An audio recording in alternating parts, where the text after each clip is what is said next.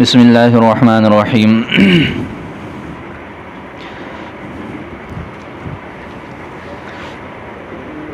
والاصل ان یلی الفعل فلذلك jazz ضرب غلامہ زید وامتنع ضرب غلامہ زیدا۔ متن کی عبارت۔ اس عبارت میں مصنف رحمۃ اللہ علیہ نے فاعل کے کچھ احکامات بیان فرمائے ہیں۔ ابھی تک آپ حضرات کو فاعل کی تعریف جو ہے وہ سمجھائی گئی ہے کتاب میں کہ فاعل کی تعریف جو ہے وہ کیا ہے شرح سمیت۔ آگے مصنف رحمۃ اللہ علیہ نے تعریف سے فراغت کے بعد فاعل کے احکامات کو بیان کرنا شروع فرمایا۔ سب سے پہلا حکم یہ بیان فرمایا ہے کہ والاصل ان یلی الفعل، کہ فاعل میں اصل یہ ہے، اصل فاعل کی وضعی ترتیب یہ ہے، اصل فاعل میں یہ ہے کہ وہ فعل کے ساتھ متصل ہو، وہ فعل کے ساتھ متصل ہو۔ تو یہ فاعل کے لیے اصل یہ ہے، اولا یہ ہے، مناسب یہ ہے کہ وہ فعل کے ساتھ متصل ہو۔ ظاہر ہے فعل پہلے ہوگا، فاعل اس کے بعد میں ہوگا، تو مطلب یہ ہے کہ فعل کے معمولات میں سے کوئی اور فعل کے معمولات میں سے کوئی اور معمول جو ہے وہ فعل اور فاعل کے درمیان میں نہ آئے، یہ اصل ہے۔ تو گویا کہ اس سے مصنف رحمۃ اللہ علیہ نے ترتیب کو بھی بیان فرمایا۔ وضعی ترتیب کیا ہے؟ وضعی ترتیب جملہ فعلیہ کے بناوٹ کی یہ ہے کہ سب سے پہلے فعل ہوگا، پھر اس کے بعد اس کا فاعل ہوگا، پھر اس کے بعد اس کے دوسرے مفاعیل اور دوسرے متعلقات ہوں گے۔ تو لہذا اصل مقام اور مرتبہ جو ہے وہ جملہ فعلیہ میں فعل کے بعد کس کا ہے؟ وہ فاعل کا بن گیا۔ لہذا آگے ماتن رحمۃ اللہ علیہ نے دو مثالیں دی ہیں، ایک مثال ایسی ہے جو جائز ہے اور ایک مثال ایسی ہے جو کہ کیا ہے؟ ناجائز ہے۔ وہ جواز اور عدم جواز کا جو دار و مدار ہے اور اس کا جو اصل وجہ ہے اس کے لیے وہ اضمار قبل ذکر ہے کہ وہ جائز ہے یا ناجائز ہے۔ پھر اضمار قبل ذکر کی تقسیم ہے کہ جی وہ لفظاً اور رتبتاً ہے یا صرف لفظاً ہے۔ اس میں پھر علماء کا جو ہے اہل نحو کا اختلاف ہے، اس کی وجہ سے پھر آگے بہت سارے مسائل وہ متفرع ہوں گے۔ تو فرمایا کہ والاصل، اصل یہ ہے ان یلی الفعل، کہ وہ فعل کے ساتھ متصل ہو۔ والاصل کے بعد مصنف رحمۃ اللہ علیہ نے شارح نے فی الفاعلی کا لفظ لگایا ہے۔ فی الفاعلی کا لفظ کیوں لگایا؟ وہ اس وجہ سے لگایا کہ جی ماتن نے صرف ایک لفظ فرمایا والاصل، کہ جی اصول یہ ہے، اصل یہ ہے کہ وہ فعل کے ساتھ متصل ہو۔ تو یہ اصول کس کے بارے میں ہے؟ مبتدا کے بارے میں ہے، خبر کے بارے میں ہے، فاعل کے بارے میں، کس کے بارے میں؟ تو اصل تو عام ہے۔ اصل کیا ہے؟ عام ہے، کسی بھی چیز کے لیے وہ اصل ہے۔ اور یلی الفعل، کہ فعل کے ساتھ اتصال ہو، یہ ایک خاص حکم ہے۔ اور پھر مبتدا اور خبر کا ایک دوسرے پر حمل ہوتا ہے۔ حمل کا مطلب جانتے ہیں کہ جی ایک کی جگہ پر دوسرے کو بولا جا سکتا ہے۔ زید قائم ہے، تو زید کی جگہ پر اگر ہم صرف یوں کہہ دیں قائم تو کہہ سکتے ہیں نا ایسا۔ تو مبتدا اور خبر کا آپس میں اس طرح کا تعلق جو ہے وہ ہوتا ہے کہ خبر کا حمل ہو رہا ہے کس پر ہو؟ مبتدا پر۔ مطلب اگر کسی جگہ پر ضرورت پڑے کہ ہم مبتدا کی جگہ پر خبر کو استعمال کرنا چاہیں تو ہم وہ کر سکتے ہوں، یہ اس کا اطلاق اس کے اوپر صحیح ہو سکتا ہو۔ تو یہ حمل کا مطلب یہ ہوتا ہے۔ تو یہ حمل ہوتا ہے۔ حمل کا خلاصہ یہ ہوا کہ جی الاصل یہ عام ہے، الاصل یہ عام ہے، اور ان یلی الفعل، فعل کے ساتھ متصل ہونا یہ ایک خاص حکم ہے۔ تو ظاہر ہے کہ جب خبر خاص ہے اور مبتدا ایک عام چیز ہے تو یہ آپس میں اب حمل نہیں ہو سکے گا، تو یہ مبتدا اور خبر نہیں بن سکتے۔ اگر کوئی ایسا مسئلہ ہو تو پھر وہ مبتدا اور خبر کا بنانا ٹھیک نہیں ہو سکتا۔ تو اس وجہ سے فرمایا کہ الاصل یہ عام نہیں بلکہ اصل بھی خاص ہے، اور وہ خاص کیا ہے؟ فی الفاعلی کا لفظ نکالا کہ جی یہ اصل عام نہیں، اس کا کسی اور چیز کے ساتھ تعلق نہیں ہے، بلکہ اصل سے مراد اصل فی فاعل ہے۔ بات سمجھ آ گئی کہ جی الاصل تو ایک عام چیز ہے، اور ایلی الفعل، فعل کے ساتھ متصل ہونا یہ تو خاص ہے۔ اصل مبتدا ہے اور ایلی الفعل اس کے لیے خبر ہے، تو یہ تو خبر خاص ہے اور مبتدا عام ہے، خبر کا حمل نہیں ہو رہا۔ اس کا جواب دیا کہ نہیں، یہاں پر مبتدا بھی خاص ہے اور خبر بھی خاص ہے، لہذا مبتدا یہاں پر فی الفاعلی کا لفظ ہے کہ جی اصل جو ہے وہ مطلق نہیں بلکہ فاعل والا مراد ہے۔ جی یہ بات سمجھ آ گئی، آگے چلیں۔ والاصل، اور اصل فاعل میں یہ ہے، ای ما ینبغی ان یکون الفاعل علیہ سے ایک اور اعتراض یہ ہے کہ جی اصول کس کو بولتے ہیں؟ کہ جی ہمارے اصول ہیں، ہمارا اصل یہ ہے، اصول یہ ہے۔ مطلب اس کا یہ ہوتا ہے کہ اصل بولتے ہیں ایسے قاعدہ کلیہ کو جس کا اطلاق اس چیز کے تمام افراد پر ہوتا ہو۔ اصل کس کو بولتے ہیں؟ قاعدہ کلیہ کو، ہاں اصل تو قاعدہ اور کلیہ کو عام طور پر بولتے ہیں جس کا اطلاق تمام اس سے متعلقہ صورتوں پر ہوتا ہو، کوئی چیز اس سے باہر نہ نکلے، اس سے مستثنیٰ نہ ہو۔ تو یہاں پر تو ایسے نہیں ہے۔ بہت ساری جگہوں میں آپ لوگوں نے دیکھ لیا کہ فعل ہے، فعل کے بعد آگے فاعل نہیں ہے بلکہ مفعول بھی ہے، پھر آگے اس کا فاعل آ رہا ہے۔ تو درمیان میں وہ فعل اور فاعل کے درمیان تو دوسری چیزیں بھی کلام عرب میں آتی ہیں، جیسے آپ لوگ پڑھتے ہیں وَإِذِ ابْتَلَىٰ إِبْرَاهِيمَ رَبُّهُ، ابراہیم یہاں پر کلام میں مفعول بھی واقع ہے، اور ربہ کا کلمہ یہاں پر ابتلا کا فاعل ہے۔ تو آپ نے فرمایا کہ جی اصل یہ ہے، قاعدہ اور قانون یہ ہے کہ فعل اور فاعل متصل ہو۔ تو کلام عرب میں تو فعل اور فاعل کا اتصال ہمیشہ نہیں ہے، بلکہ وہاں پر بعض صورت ایسے بھی ہے کہ فعل کے بعد کوئی اور چیز آ رہی ہے۔ تو اصل کا معنی تو قاعدہ اور قانون ہے، پھر اس کا مطلب تو یہ ہے کہ ہر صورت میں یہ حکم جاری ہو، جبکہ ایسے نہیں ہے۔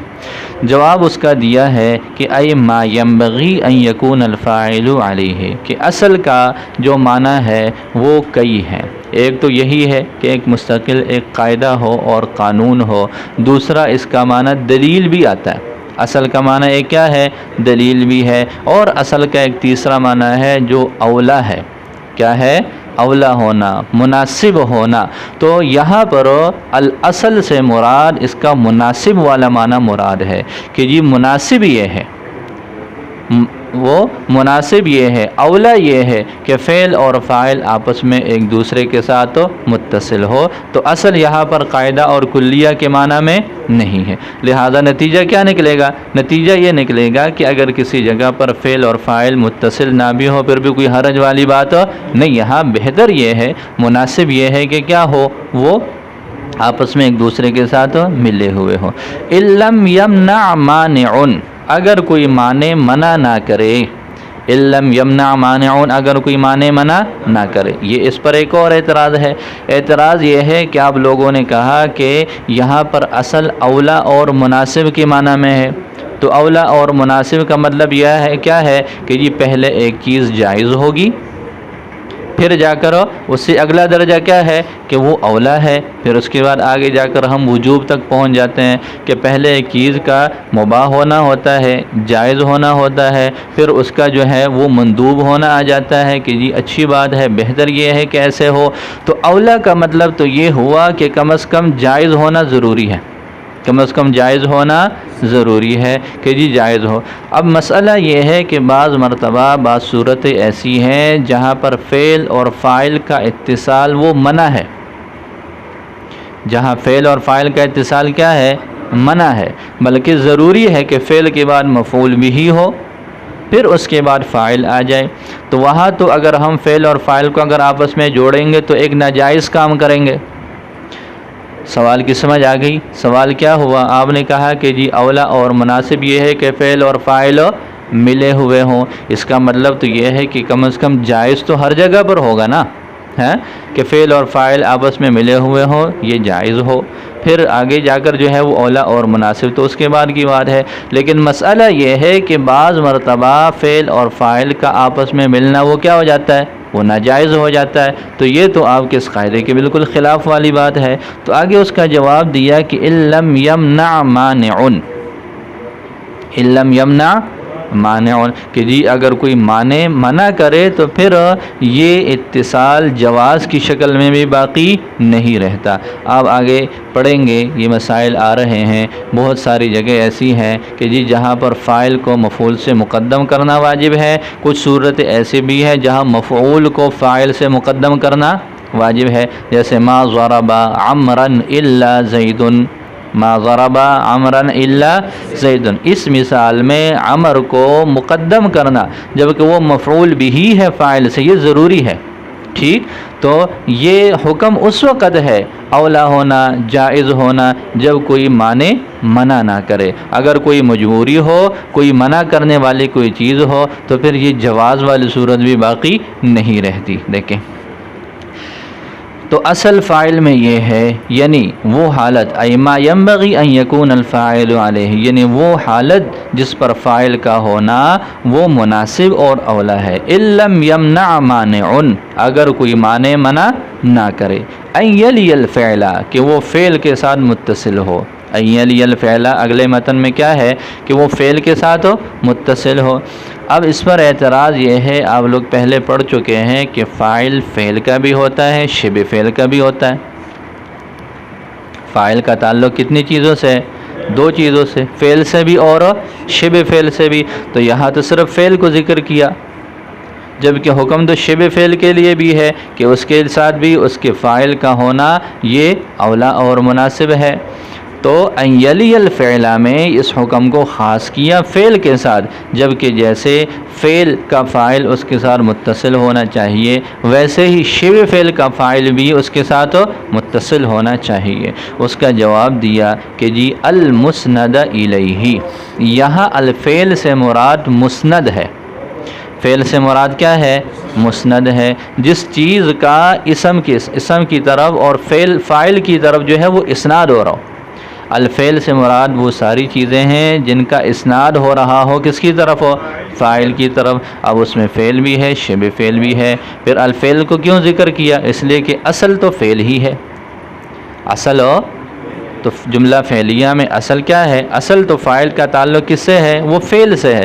باقی جو مشتقات ہیں، جو اس کے مشابہات ہیں، وہ تو ظاہر ہے طبعاً ہے، لہذا اصل چونکہ فعل ہے اس وجہ سے فعل کو ذکر کیا، لیکن مقصود جو ہے وہ فعل کی تخصیص نہیں ہے، بلکہ الفعل سے مراد مطلقاً المسند ہے، وہ ساری چیزیں مراد ہے جن کا فاعل کی طرف اسناد ہوتا ہو، وہ فعل ہو یا شبہ فعل ہو۔ تو فرمایا ان یلی الفعل، کہ وہ فعل کے ساتھ متصل ہو۔ فعل سے مراد المسند، یعنی وہ چیز جس کا اسناد ہے الیہ، اس فاعل کی طرف، جس کا فاعل کی طرف وہ اسناد ہے۔ اب وہ اسناد عام ہے، چاہے فعل کا ہو یا پھر شبہ فعل کا ہو۔ آگے مصنف رحمۃ اللہ علیہ نے ان یکون بعدہ من غیر ان یتقدم علیہ شیء آخر من معمولاتہ سے، مصنف رحمۃ اللہ علیہ نے فعل کے ساتھ متصل ہونے کی صورت کو بیان فرمایا ہے کہ فعل کے ساتھ فاعل متصل ہونے سے کیا مراد ہے۔ اتصال دو صورتوں کا ہو سکتا ہے کہ یہ فعل سے پہلے فاعل آ جائے اور فعل کے بعد آ جائے، دونوں صورتوں میں اتصال ہے نا۔ آپ سے آگے کوئی بیٹھا ہوا ہے وہ بھی آپ کے ساتھ متصل ہے، کوئی پیچھے بیٹھا ہوا ہے تو وہ بھی آپ کے ساتھ متصل ہے۔ تو یہاں اتصال کی کون سی صورت مراد ہے؟ فعل پہلے ہوگا اور اس کا فاعل اس کے بعد ہوگا، ایک یہ بات۔ دوسری بات یہ ہے کہ جی فعل اور فاعل کے درمیان میں فعل کے معمولات میں سے کوئی اور نہ آئے۔ فعل کے معمولات میں سے کیا ہے کہ جی آپ لوگ پڑھ چکے ہیں، فاعل ہے، ہاں فاعل تو یہاں پر موجود ہے پہلے سے ہی، پھر اس کے بعد جو ہے وہ دوسرے جو مرفوعات ہیں، منصوبات ہیں، مجرورات ہیں، ان میں سے کوئی ایک۔ جیسے مفعول بھی ہے، مفعول معہ ہے، مفعول لہو ہے، حال ہے، تمیز ہے، یہ چیزیں جو فعل کے مستقل معمولات ہیں، فعل اور فاعل کے درمیان یہ والی چیزیں نہ ہو۔ ہاں ایسے ہو سکتا ہے کہ فعل اور فاعل کے درمیان کوئی چیز ایسی آ جائے جو فعل کا معمول نہ ہو، جیسے کبھی آپ لوگ افعال کے ساتھ نون تاکید کا لگا دیتے ہیں، جیسے آپ لوگوں نے پڑھا لَيَقُولُنَّ اللَّهُ وَلَئِنْ سَأَلْتَهُمْ مَنْ خَلَقَ السَّمَاوَاتِ وَالْأَرْضَ لَيَقُولُنَّ اللَّهُ۔ تو یقول جو ہے یہ فعل ہے، آگے نون جو ہے وہ ایک زائد چیز ہے، وہ ایک زائد چیز ہے، وہ فعل کا حصہ نہیں ہے۔ آگے لفظ اللہ اس کا فاعل ہے، تو فعل اور فاعل کے درمیان نون تاکید کا آ گیا۔ اسی طرح قرآن پاک میں آپ لوگ پڑھتے ہیں کفا باللہ وکیلاً، کفا باللہ حسیباً، کفا باللہ شہیداً۔ کفا فعل ہے، لفظ اللہ اس کا فاعل ہے، درمیان میں کیا آ رہا ہے؟ با کا لفظ آ رہا ہے۔ تو یہ با کا آنا، نون کا آنا تاکید والا، یہ ایسی چیزیں ہیں جو فعل کے معمولات میں سے نہیں ہے۔ لہٰذا اگر کوئی ایسی چیز آتی ہے تو اس کی وجہ سے کوئی مسئلہ، کوئی پریشانی نہیں ہے۔ کیا چیز نہیں آنی چاہیے؟ جو فعل کے معمولات میں سے ہے۔ فعل کے معمولات کا میں نے بتایا کہ مفعول بھی ہے، مفاعیل ہے، حال ہے، تمیز ہے، یہ اس طرح کی جو چیزیں ہیں یہ نہیں آنے چاہیے۔ تو یہ ان یلی الفعل کا مطلب بیان فرمایا ہے۔ دیکھیں ان یکون بعدہ، کہ یہ فاعل اس فعل کے بعد واقع ہو، من غیر ان یتقدم علیہ شیء، بغیر اس کے کہ کوئی چیز، کوئی اور چیز متقدم ہو جائے اس پر، آخر من معمولاتی ہی، کوئی اور چیز اس کے معمولات میں سے۔ ترجمہ دوبارہ دیکھ لیں، ان یکون بعدہ یعنی وہ فاعل اس فعل کے بعد ہو، من غیر ان یتقدم علیہ، بغیر اس کے کہ کوئی چیز پہلے آ جائے، کوئی مقدم ہو جائے، شیء آخر کوئی اور چیز، من معمولاتی ہی اس کے معمولات میں سے، کہ فعل اور فاعل کے درمیان وہ فعل کے معمولات میں سے کوئی اور معمول نہ آئے، کوئی اور چیز آ جائے تو اس کی خیر ہے، اس کی وجہ سے کوئی پریشانی نہیں ہے۔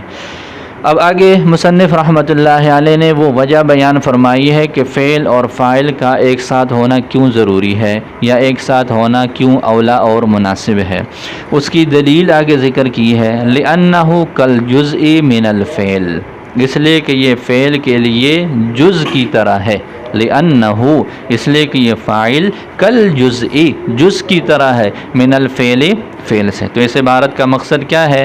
یہ بتانا مقصود ہے کہ یہ فعل اور فاعل کا اتصال کیوں مناسب ہے۔ اس وجہ سے مناسب ہے کہ یہ کیا ہے؟ اس کے لیے جز کی طرح ہے۔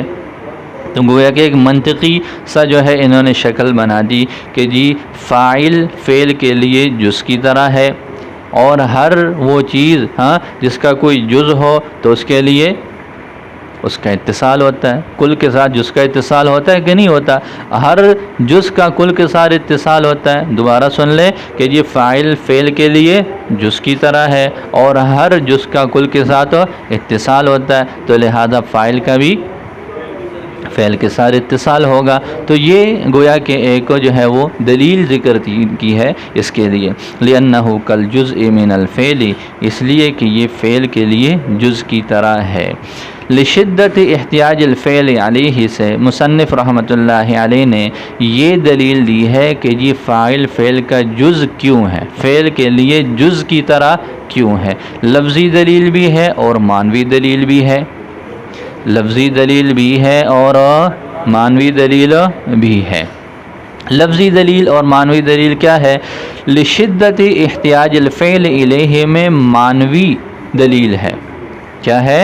معنوی دلیل ہے کہ جی فعل یہ بہت زیادہ محتاج ہے فاعل کا، لشدت احتیاج الفعل الیہ، فعل کا اس کی طرف بہت زیادہ محتاج ہونے کی وجہ سے۔ ترجمہ آ گیا، لشدت احتیاج الفعل الیہ، فعل کا اس کی طرف بہت زیادہ محتاج ہونے کی وجہ سے۔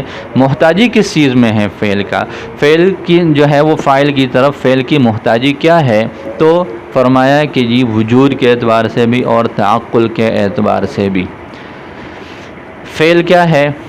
آسان لفظوں میں اب یوں کہہ دیں کہ کام ہے، لیکن کام وجود میں کب آتا ہے؟ بولو، لکھنا ایک کام ہے، لیکن یہ لکھنا وجود میں کب آ سکتا ہے؟ جب کوئی اس کو لکھنے والا کرے گا. سمجھ آ رہی ہے؟ تو فعل یہ فاعل کا محتاج ہے وجود میں. ٹھیک ہے، تو وجوداً ایسے ہے کہ وجوداً کیا ہے کہ جی فعل کو وجود ہی تب مل سکتا ہے جب فاعل اس کو کرے گا. تو لہٰذا وجود میں فعل محتاج ہوا کس کا؟ فاعل کا. اسی طرح آپ لوگوں نے یہ پڑھ لیا کہ جی معنوی اعتبار سے یہ بھی ہے کہ آپ لوگوں نے پڑھا ہے کہ فعل تین چیزوں کا مجموعہ ہے، نسبت الی الفاعل ہے، نسبت الی الزمان ہے، اور مصدری معنی ہے. ان میں بھی پھر وجود جو ہے وہ بنیادی حیثیت کس کو حاصل ہے؟ فاعل کو. کیوں؟ اس لیے کہ آپ لوگوں نے پڑھ لیا کہ مصدری معنی کو جو وجود ملتا ہے کس کی وجہ سے ملتا ہے؟ فاعل کی وجہ سے. مصدری معنی کو فاعل کے عمل کی وجہ سے وجود ملے گا، پھر اس کو کسی زمانے کے ساتھ بھی جوڑ لیتے ہیں. تو بنیادی حیثیت معنوی اعتبار سے یہ فعل میں کس کو حاصل ہے؟ یہ فاعل کو حاصل ہے. تو یہ ہو گئی کہ جی معنوی اعتبار سے بھی یہ اس کے لیے کیا ہے؟ ایک جز کی حیثیت سے یہ اس کا محتاج ہے اور اس کا جز ہے. تو گویا کہ معنوی حیثیت سے آپ لوگوں نے پڑھا کہ فعل مجموعہ تین چیزوں کا ہے. وہ ایک اس میں جو ہے وہ فاعل ہے، دوسرا زمانہ ہے، تیسرا مصدری معنی ہے. تو اس کے تین اجزاء میں سے ایک اہم جز کیا چیز ہے؟ وہ فاعل ہے. تو فاعل معنوی اعتبار سے بھی فعل کا جز ہے، لفظی اعتبار سے بھی فاعل یہ فعل کا جز ہے. لفظی اعتبار سے بھی فاعل یہ فعل کے لیے ایک جز ہے. اس کی کیا دلیل ہے؟ اس کی دلیل یہ ہے کہ عرب کے ہاں ایک طریقہ کار ہے، اور وہ یہ ہے کہ ایک لفظ پر مسلسل وہ چار حرکات نہیں پڑھتے. کلمہ ایک ہو، لفظ ایک ہو، سارے متحرک ہو جائیں، اس سے بحث نہیں ہے کہ وہ حرکت کیا ہے، لیکن سب کا متحرک ہونا ضروری ہے. تو لہٰذا عرب کے ہاں یہ طریقہ کار ہے کہ وہ مسلسل چار حرکات کو ایک لفظ پر نہیں پڑھتے. اگر بالفرض کسی جگہ چار مسلسل حرکات آ رہے ہیں تو وہ کیا کرتے ہیں؟ درمیان میں کسی ایک کو ساکن کر دیتے ہیں. درمیان میں کسی ایک کو. اب ماضی کا صیغہ ہے، دیکھیں ماضی کا صیغہ ہے ضربا، ضربا، ضربو، ایسا ہی ہے. تو لہٰذا یہ با متحرک ہے کہ نہیں؟ اس کے ساتھ آپ فاعل کی ضمیر لگا دو، ضربتا، ضربتما، ضربتم، ضربتی، ضربتما، ضربتو، ضربنا. جب ہم نے تا، تی، تما، تم، ہاں، تو اور نون الف نا ضمیر لگا دیا تو لگانے کی وجہ سے ضربا میں جو با کا فتحہ ہے اس فتحہ کو کس میں تبدیل کر لیا گیا؟ تو لہذا حالانکہ آپ لوگ پڑھتے ہیں کہ جی ماضی جو ہے یہ مبنی ہے. ماضی کیا ہے؟ مبنی ہے، مبنی بر فتح ہے. اور جو چیز مبنی ہوتی ہے اتنی آسانی سے وہ اپنے حرکت کو جو ہے وہ چھوڑتے نہیں ہے جو مبنیات ہوتی ہیں چیزیں. تو لہٰذا یہاں پر ماضی کی اس حرکت کو گرانا ظاہر ہے اس کی کوئی بڑی وجہ ہوگی. اور وہ بڑی وجہ کیا ہے؟ وہ بڑی وجہ یہ ہے کہ اب جب ہم نے اس کے ساتھ فاعل کی ضمیر لگا دی تو فاعل کی ضمیر لگنے کی وجہ سے یہ سارا ایک کلمہ بن گیا. اب یہ چار لفظ بن گئے. چار لفظ بننے کی وجہ سے چاروں پر حرکت ہے. ضربتا، ہاں، ضربتما، ہاں، اور اسی طرح ضربتم.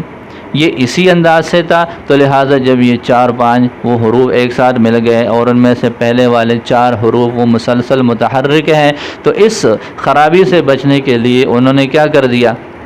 درمیان سے ایک لفظ کو ساکن کر دیا. تو آپ کو بتایا کہ یہ لام کلمہ کا ساکن ہو جانا یہ اس بات کی دلیل ہے کہ اب یہ کلمہ تین لفظوں پر مشتمل نہیں بلکہ یہ کلمہ اب چار لفظوں پر مشتمل ہے. چاروں متحرک تھے، ان میں سے ایک کو ساکن کر دیا. تو یہ دلیل ہے کہ جو ہم نے اس کے ساتھ تا، تما، تم، تی، تما، تننا، تو اور نون الف نا ضمیر لگائے ہیں یہ زائد نہیں ہے بلکہ یہ اس کلمہ کے لیے جز ہے.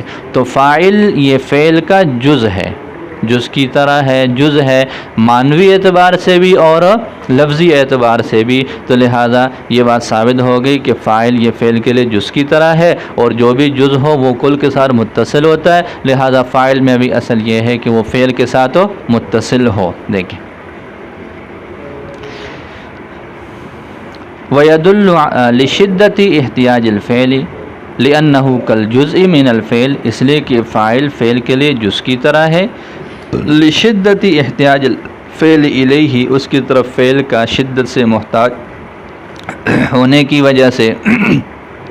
وَيَدُلُّ عَلَى ذَلِكَ، اور اس پر دلالت ہے اسکان اللام، لام کلمہ کو ساکن کرنے کی، فی ضربتو میں، لِأَنَّهُ لِدَفْعِ توالی 4 حرکات، اس لیے کہ یہ 4 حرکات کے تسلسل کو دور کرنے کے لیے ہے، فیما ان صورتوں میں، ہوا بمنزلت کلمۃ واحدۃ جو ایک کلمہ کے درجہ میں ہو، جو ایک کلمہ کے درجے میں ہو وہاں 4 حرکات آ جائیں تو لہٰذا یہ درمیان میں ایک کو ساکن کر دینا، اس تسلسل سے 4 حرکات کو دور کرنا ہے، ختم کرنا ہے۔ ترجمہ آ جائے گا، دوبارہ کریں، دیکھ لو۔ والاصل فی الفاعل، فاعل میں اصل یہ ہے، یعنی وہ حالت جو کہ مناسب ہو جس پر فاعل کا ہونا، ان لم یمنع مانع، اگر کوئی منع نہ کرے، ان یلی الفعل، کہ وہ فعل کے ساتھ متصل ہو، یعنی اس چیز کے ساتھ المسند الیہ جس کا فاعل کی طرف اسناد ہو رہا ہے، ان یکون بعدہ، آگے اس کی اتصال کی صورت بیان فرمائی ہے، یعنی وہ فاعل اس فعل کے بعد ہو، من غیر ان یتقدم علیہ، بغیر اس کے کہ متقدم ہو جائے اس کے اوپر، شیء آخر، کوئی اور چیز، من معمولات ہی، اس کے معمولات میں سے، لأنہ کالجزء، اس لیے کہ یہ فاعل تو جز کی طرح ہے فعل کے لیے، لشدت احتیاج الفعل الیہ، اس کی طرف فعل کا شدت سے محتاج ہونے کی وجہ سے، ویدل علی ذلک، اور اس پر دلالت ہے اسکان اللام، لام کلمہ کا ساکن کرنے کی، فی ضربتوں میں، لأنہ لدفع توالی 4 حرکات،